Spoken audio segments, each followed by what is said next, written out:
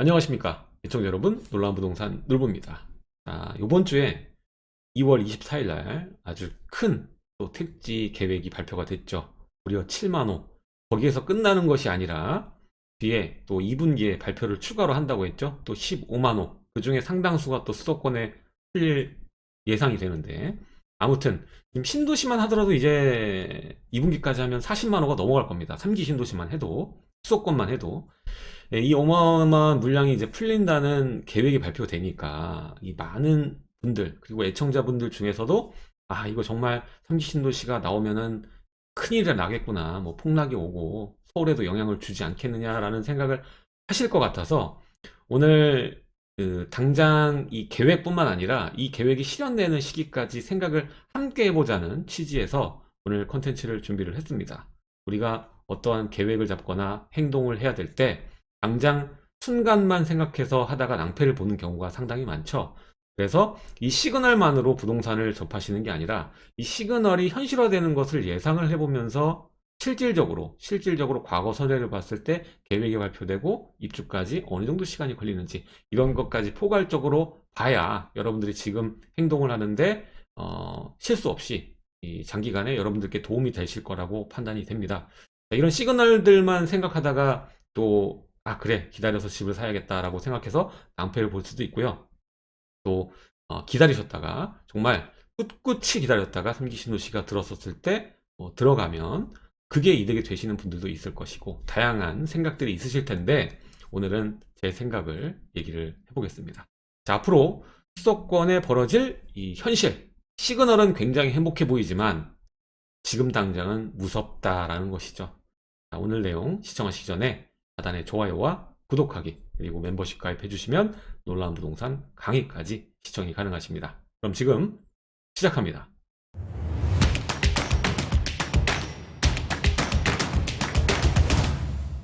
자, 지금까지 대책이 이제 25번이 발표가 됐는데, 이전에 상당수의 규제가 정책이 발표될 때 공급에 대한 대책은 없었단 말이죠. 이 공급에 대한 얘기가 나온 게 이제 19년부터 나오기 시작한 건데, 자, 그동안 집은 충분하다라고 했습니다. 집은 충분하다.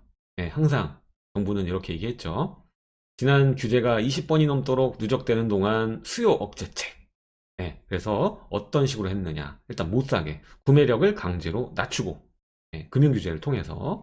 그리고 뭐 2주택자, 3주택자, 여기에 대해서 뭐 차등적인 것을 두어가지고 못 사게 만드는, 그리고 보유세와 양도세를 크게 상향시킴으로써 가지고 있으면 많은 지출이 생기게끔, 그리고 팔아도 샀다 팔면 많은 금액이 차익으로 남을 수가 없게끔, 이런 구조를 만들어낸 겁니다. 그렇게 하면서 주택수는 충분하다고 계속적으로 일관해 왔습니다. 여기에는 이유가 있는데, 총량으로 보면, 주택의 총량으로 보면 부족하지 않기 때문에, 수도권 총량으로 주택수를 보면은 인간수와 주택수를 보면은 모자른 게 아니라라고 판단을 할 수 있기 때문에, 이 수량론으로 봤을 때는 주택수는 충분하다고 정부 입장에서 판단한 겁니다. 근데 공급에는 두 가지 의미로 나뉘게 되는 겁니다. 총체적으로 뭐 10명이 있는데 주택수가 5개니까 이렇게 부족한 공급을 얘기할 수 있는 것이고요.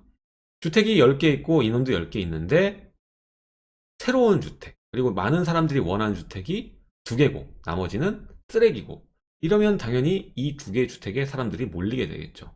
그러면서 가격의 변화를 일으키는 것이고, 그에 따라서 입지, 그리고 연수, 내용 연수, 이런 거에 따라서 가격이 각각 다르게 되는 겁니다. 이게 이제 시장 논리라고 볼 수가 있겠는데, 지금 총량으로 가지고 수량론으로 부족하지 않다고 하니까 괴리가 생길 수밖에 없는 거죠. 정책과 그리고 시장이 괴리될 수밖에 없는.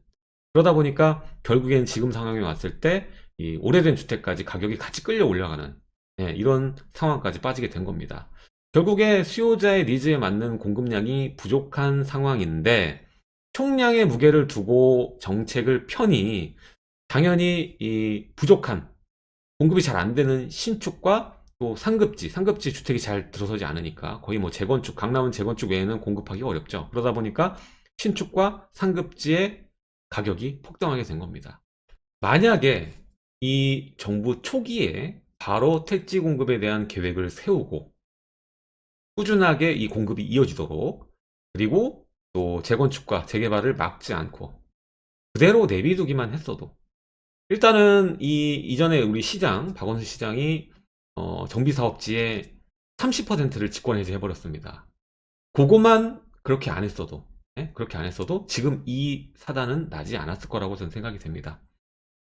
공급이라는 것은 꾸준하게 순환이 돼야 됩니다. 신축이 들어서고 또 내용 요소에 따라서 늙은 주택들이 다시 돌아와서 재건축이 되고 이렇게 돌아가야 되는 거고, 서울의 이 무수한 이 빌라촌들 그리고 개발이 필요한 위험하고 오래된 슬럼화된 그런 지역을 또 새로운 주택으로 공급해 나가면서 수요를 분산시키고 수도권의 가격을 안정시키는, 이게 장기적인 플랜으로 순환으로 이루어져야 되는데 이게 막히다 보니까는 결국에는 이 몇 년 동안 습득을 만들어낸 거죠. 실제적으로 보면은 2014년부터 상승이 왔다고 얘기를 하는데, 사실 급등이 시작한 연도를 말하면 2018년, 2019년 이때가 가장 큰 폭으로 오르긴 했습니다. 그렇죠? 근데 20년도 또 약하지 않게 좀 상승했죠. 이거를 봤을 때 우리는 여러 가지 생각을 해야 됩니다. 2018년, 19년에 급등했던 것은 이러한 상급지와 신축이었고요. 2020년을 주도했던 것들은 이 중저가 단지들이 갭 매우기 상승의 총량이 워낙 가격대가 일제적으로 다 올랐기 때문에 그래서 상승률이 높았던 겁니다. 이 모든 것들을 고려했을 때 이 공급이 순환에 되는 이 시스템이 다시 자리를 잡아야 된다는 것이죠. 자, 근데 지나간 얘기는 할 게 없고 이제 앞으로를 봐야겠죠.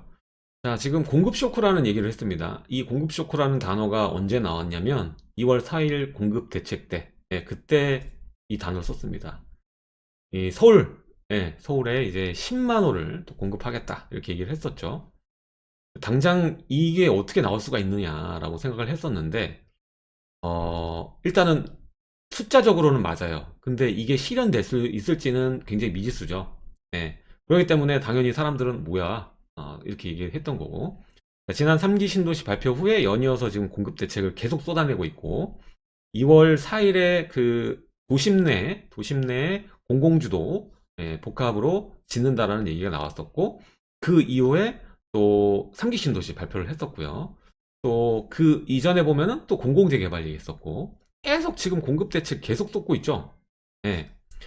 좀 약발이 좀 떨어진다 싶으면 또 공급 대책, 또 공급 대책. 왜냐면 이미 쓸만한 카드는 다 썼거든요. 이제 세금까지 일체히 다 올해는 많이 오르잖아요. 취득, 보유, 양도.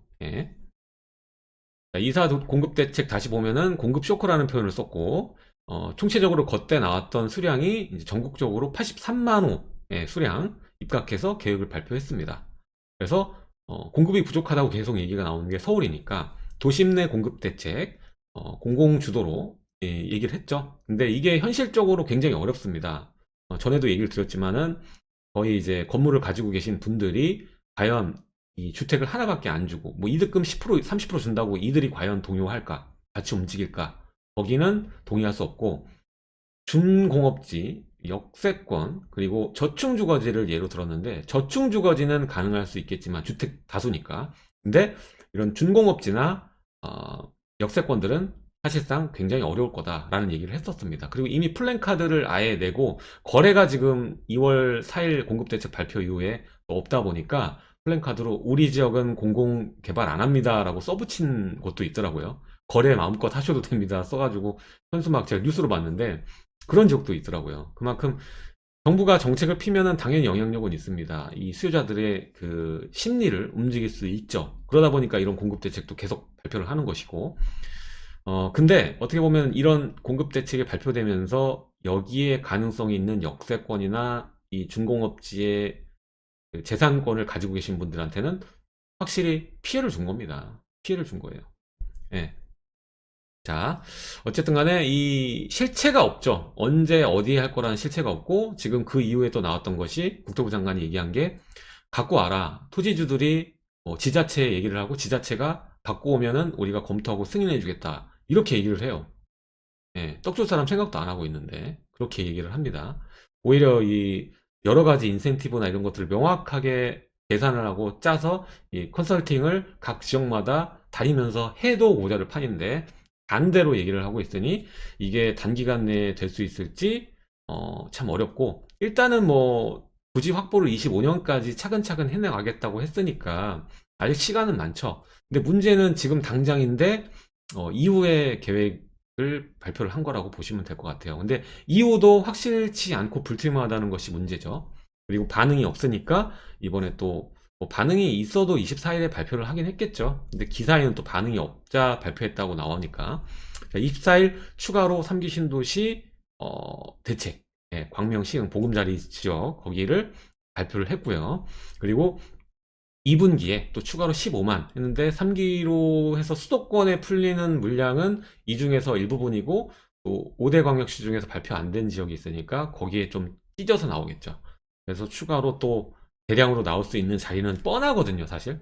뻔해가지고 그건 뒷장에 제가 얘기를 해드릴게요. 아무래도 이쪽 지역에 좀 나올 수 있지 않나라는 생각이 드는데 지금 그 수도권을 둘러서 다 자리는 나온 상태죠. 그래서 조금 부족할 수 있고 차후에 공급 예상지로 논의될 수 있는 자리는 좀 뻔한 지역들이기 때문에 뒷장에 얘기를 해드릴게요. 어쨌든 간에 지금 묵혀놨던 공급 대책이 한 번에 다 나오고 있어요.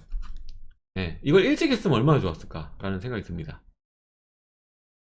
자, 어쨌든 공급이 부족했다고 시인한 꼴이 됐으니까요. 자, 그리고 이건 전 장관이 얘기했던 주택이 빵이었으면 이거 얘기인데 주택은 빵이 아니죠. 이게 중요한 얘기입니다.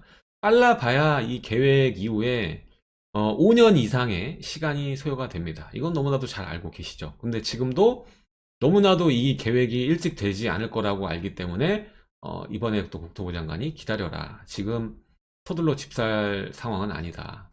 예, 집사하지 않아도 된다. 이렇게 얘기를 했어요. 기다리라는 메시지만 주고 또 정확한 세부적인 것은 없죠. 예, 그래서 뭐 이것을 봤을 때는 굉장히 공급 대책 자체가 왜 이렇게 임기응변식으로 대책이 나올까? 예, 계획이 짜여져 있고 미리 포석이 됐고 미리 부지 확보가 돼 있는 상태에서 발표한 게 아니라 발표부터 하고 부지 확보를 하니까 이건 순서가 잘못된 거 아닙니까? 조용히 예, 특별 전담팀이 만들어져서 부지 확보부터 먼저 하고 나서 이 발표가 하고 아니면 밑그림 돼서 다수의 토지를 확보해 놓은 상태에서 발표를 하고 나머지를 매입하던가 뭐 이렇게 돼야 되는데 발표부터 하고 예, 이제 부지를 확보하겠습니다. 이게 나오니까 그래서 지금 끊기잖아요. 사실 이제 얼마만 지나면 이제 한 앞으로 1, 2년만 지나면 이제 2기 신도시도 마무리 입주가 다 돼요. 다 됩니다. 그러면은 이 3기 신도시 나오기 전까지는 공기간이 되는 겁니다. 빈 기간이 돼요. 예. 그래서 그 기간 동안에 공급은 또 없다는 얘기예요, 수도권에. 예. 짤막짤막하게 좀 나오긴 하겠죠. 아직 남아있는 데가 뭐 그 옥정이라던가 뭐 화성의 동탄 쪽에도 이제 남아있는 지역 좀 있고 뭐 이런 것들 밖에는 지금 남아있는 게 없기 때문에 이제 뭐 김포도 마무리되고 송도도 마무리되고 다 이제 끝나가잖아요. 예. 그래서 장기적인 주택 공급 방안이 필요하다. 이렇게 듬성듬성 틈새가 있는 게 아니라 쭉 꾸준하게 아까 말했던 순환 구조 있죠. 주택도 내용 연수가 있어요. 딱 보면은 지금 재건축 얘기 나온 게 30년이지만 전에는 40년이었고 이게 일정 기간 동안 됐을 때 다시 돌아가는 순환 구조를 만들어서 도시를 그렇게 기획을 해야 되는데 예, 지금 너무 비어 있는 거죠. 자, 이번에 발표한 광명 시흥의 경우에는 또 한두 푼의 보상금이 들어갈 것 같지 않거든요. 면적조차 굉장히 크고 그 중에서도 일부 지역들은 굉장히 신축들도 많이 들어서고 그랬기 때문에 이 막대한 보상금이란 말은 빠른 기간에 되기 어렵다는 말과 같습니다. 그래서 이것조차 부지 확보 면에서도 시간이 오래 걸릴 것 같다라는 생각이 듭니다. 그래서 생각해 보는 게 지금 굉장히 잘 안 맞아요. 이렇게 말하는 거랑 행동이랑 좀 안 맞는 게 뭐냐면 공급을 빨리 해서 서민의 주거 안정을 하겠습니다라고 얘기는 하는데 지금 이미 절차 안에 있는 조합 설립이 돼 있는 지역도 있고 그 직전 단계에 있는 그런 정비 사업지들이 굉장히 많지 않습니까? 근데 이런 민간 정비 사업은 풀지 않고 공공주도 사업만 지금 얘기하고 있어요. 공공재개발 그리고 공공복합 이번에 얘기했던 역준적 그리고 신도시 택지개발지구 다 공공에만 관련된 얘기를 발표를 하고 있거든요.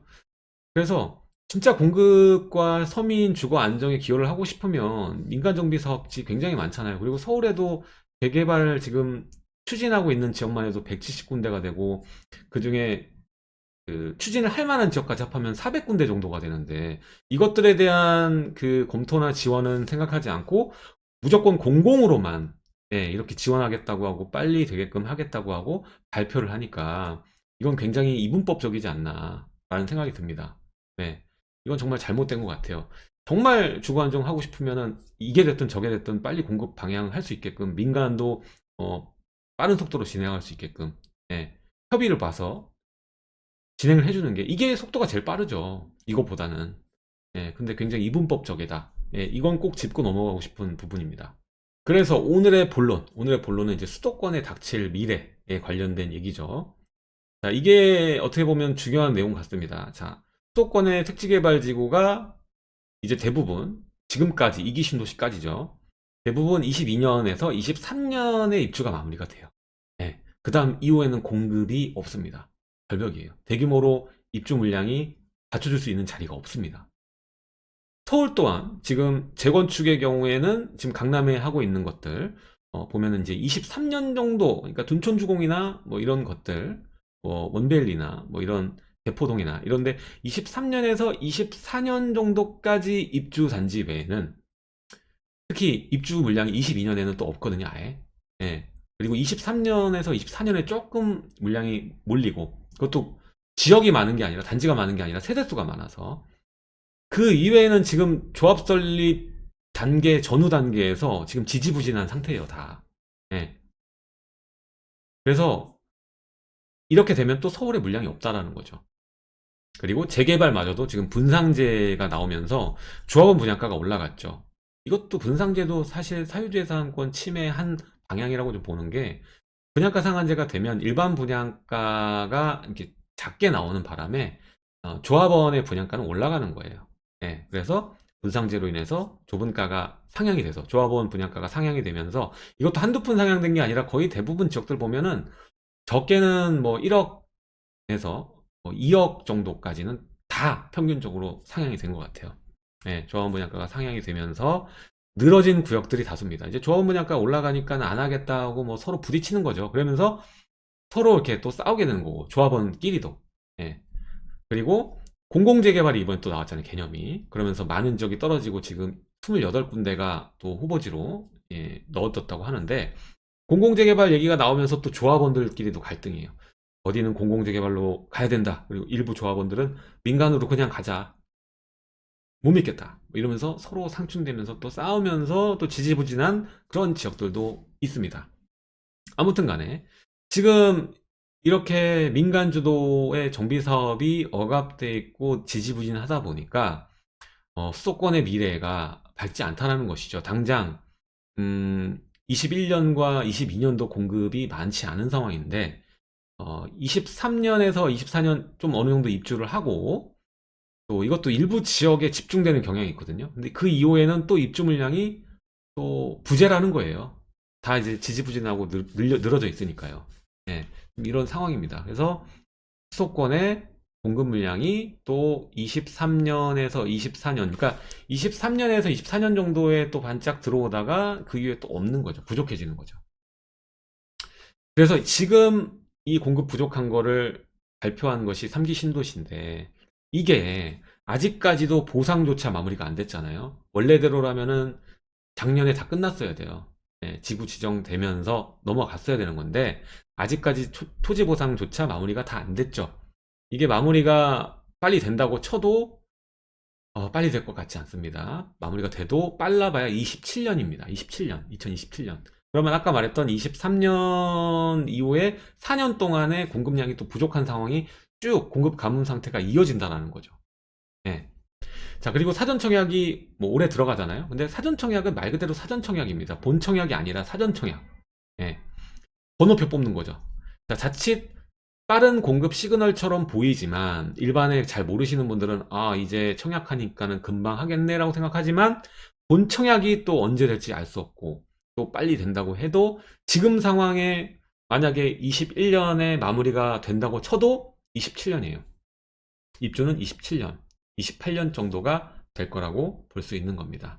또 이 중에서도 지금 양주나 뭐 이런 데서 봤다시피 더 훨씬 오래 걸리는 신도시도 이 중에 나올 거예요. 발표된 신도시 중에서.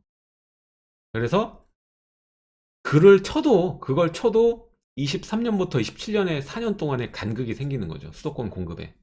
그리고 이사 대책 같은 경우에도 지금 25년까지 부지 확보고 이게 될지도 미지수인 상황이고. 그래서 총체적으로 봤을 때 서울과 수도권의 미래를 보면은 27년까지 수도권의 북부, 그리고 경기 남부, 그리고 뭐 인천, 이 정도의 소량의 물량뿐이지 이렇다 할 공급이 아, 서민 주거 안정에 기여할 만큼 쏟아지지 않는다는 거죠. 그냥 일부 꾸역꾸역 물량이 나올 뿐이지 이 정말 집값을 서울의 고가 부동산을 쓰러뜨리고 모든 수도권의 주택들의 가격을 안정시킬 만한 공급 물량은 나오지 않는다는 겁니다. 지금 발표된 양은 어마어마한데 그 어마어마한 양이 27년까지는 나오기 어렵다는 거예요, 지금. 그럼 그 전까지는 집값이 가만히 기다리고 있을까요? 3기 신도시 청약 기다리시는 분처럼? 아니죠. 더 심각한 현상이 지금 벌어질 겁니다. 지금 매매는 둘째치고 전세는 더 문제예요. 이렇게 입주 물량도 없고 하다 보면은 결국 상위 입주로 가려는 수요는 수요 경쟁을 치를 수밖에 없는 것이고, 그 과정에서 또 이제 전세가 2년마다 돌아오는 게 아니라 4년마다 돌아오잖아요. 4년마다 돌아오면은 4년마다 한 번에 또 가격 점프가 되는 거죠. 왜냐면은 물량이 4년마다니까는 거래할 수 있는 물량은 줄어들잖아요. 그럼 줄어든 물량 가지고 수요자들은 서로 싸울 수밖에 없지 않습니까? 그렇게 되면은 가격이 뜀뛰게 하는 거는 2년, 2년보다 훨씬 더 커지는 거죠. 지금의 2년 제도보다 4년, 4년이 훨씬 더 큰 폭으로 가격이 성장할 수밖에 없는 겁니다. 전세가가. 그래서 앞으로 이 수도권의 미래가 굉장히 무섭다라는 얘기를 하는 거예요. 공급이 이렇다 할 공급이 없기 때문에. 예. 계획만 정말 어마무시하고 그 계획이 실현되는 건 또 폭탄으로 다가올 거예요. 그때가 또 암흑기가 되겠죠. 그때는 또 27년 이후가 될 확률이 굉장히 높으니까. 그 이전까지는 이 임대 입법에 의한 전세가 폭등과 전세가 상승과 그리고 매매가가 계속적으로 움직이면서 순환으로 상승하고, 이 현상에서 벗어나기가 어렵다는 거예요, 지금.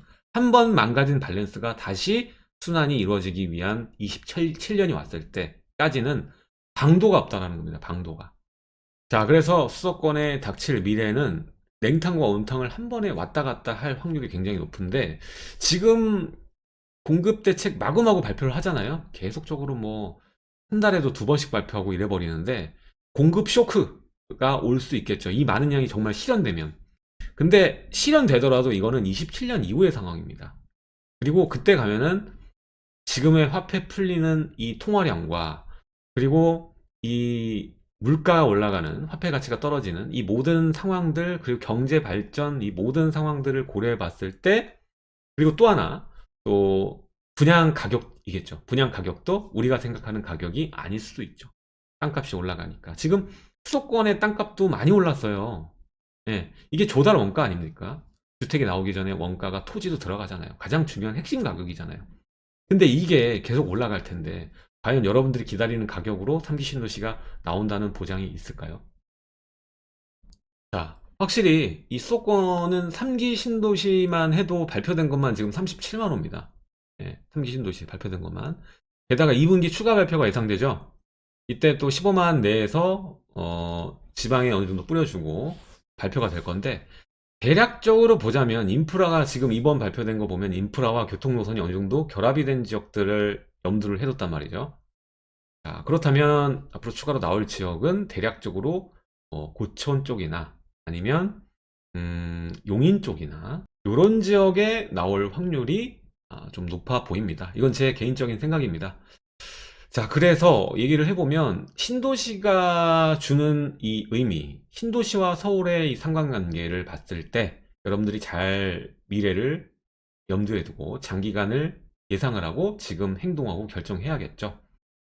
자, 중요한 것은 신도시의 적은 서울이 아니라 다른 신도시입니다. 노쇠한 신도시가 죽고 새로운 신도시가 상승하는 이 순환의 고리를 계속적으로 이어나갈 것이고요. 또 핵심 입지, 우리가 서울의 가치, 서울이죠. 서울 중에서도 또 주요 입지의 가치는 경제가 성장함에 따라 우리나라가 망할 거라고 생각하시는 분 없으시죠? 꾸준히 발전할 거라고 생각을 하시고 열심히 하실 거 아닙니까? 그렇게 생각했을 때 서울은 계속 성장할 수밖에 없는 것이고 가치는 계속 올라갈 수밖에 없는 겁니다. 더 무서운 점은 이 부동산과 정치는 뗄래야 뗄 수 없죠. 지금과 같은 방식으로 계속 공공이라는 단어가 들어간 공급 정책이 펼쳐지고 민간 개발이 저조하고 막히게 된다면 앞으로 어떤 일이 발생할까요? 자, 수도권이야 공공 주도로 택지 개발을 계속 해주면 그만이겠지만 서울권의 경우에는 그럴 수가 없죠. 그러다 보면 사업성이 떨어지게 되고 그리고 조합이 와해되고 그리고 시공사도 참여하지 못하는 상황에 이르게 되겠죠. 그렇게 되면 공공에 의지할 수밖에 없는 상황이 올 것이고 그런 과정에 서울의 공급은 더더욱 어려워질 겁니다. 그런 상황에 지금과 같은 이 공급이 없는 상황 속에서의 시장 상황이 되풀이될 수밖에 없겠죠. 단순히 많이 올랐으니까 이젠 떨어져야 된다라는 사고방식에서 여러분들 벗어나셔야 됩니다. 오늘을 결론적으로 말씀을 드리면 서울의 공급은 어렵다. 네, 이렇게 한마디로 또 정의가 되고 수도권도 이제는 공급이 마무리되고 23년부터 27년까지 공급 부족에 시달리게 될 것이다. 그리고 그 이후에 또 공급 폭탄이 올 수 있다. 이게 오늘의 정리가 되겠습니다. 그리고 마지막 단어 신도시가 나온다고 해서 서울이 파괴되는 것이 아니라 신도시의 적은 다른 신도시다. 예, 결국 늙은 도시에서 새로운 도시로 인구 이동이 있고 슬럼화가 진행되고 뭐 이런 방향으로 가는 것이고 또 핵심 입지의 가치는 경제 성장과 비례한다.